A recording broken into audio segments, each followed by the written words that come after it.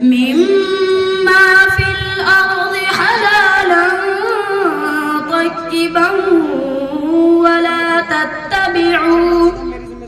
ولا تتبعوا خطوات الشيطان إنه لكم عدو مبين.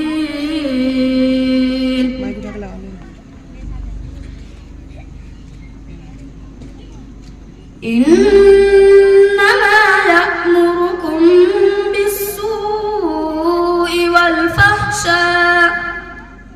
والفحشاء وأن تقولوا على الله ما لا تعلمون.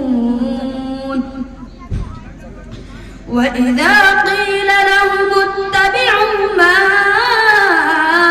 أنزل الله قالوا بل نتبع ما ألفينا عليه آباءنا أولو كان